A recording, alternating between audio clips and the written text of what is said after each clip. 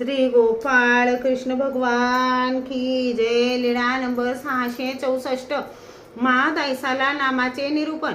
एके दिवशी सर्वज्ञ दुपारची विश्रांती होऊन सभा मंडपात पूर्वेकडे तोंड करून बसले होते, तेव्हा महादायसा आली, दंडोते घातले, श्रीचरणा लागली, सोबत उमायसा होती। मग महादायसाने विनंती पूर्वक विचारले, जीजी सर्वज्ञांनी नाम निरूपण करावे। सर्वज्ञांचे कोणते नाम आहे जी? सर्वज्ञांनी सांगितले, बाई, एक स्वरूप निष्ठ नाम, एक मूर्ती निष्ठ नाम, स्वरूप निष्ठ नाम, ते आमच्याकडूनच एका श्री चक्रधरांचे चरण शरण, हे आर्तयागीचा सगुण भक्ताचे मूर्तिनिष्ठ नाम, ते बोधवंता अनुसरलेयाचे।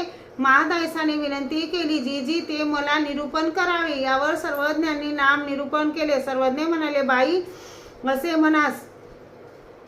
म्हणा चरण शरण। सर्वज्ञ चालण्याला असताना महादायसा द्वारावतीहून आली। महादायसा वाय नायकाच्या वृंदावनावर नाम पाठांतर करीत होती। मग सर्वज्ञांच्या दर्शनाला आली। सर्वज्ञ म्हणाले, बाई, आपले राष्ट्र तशा ठिकाणी बोलवू नये, तशा ठिकाणी तशा गोष्टी करायच्या नसतात। मग सर्वज्ञांनी आपल्या श्रीमुखाने नाम सांगितले।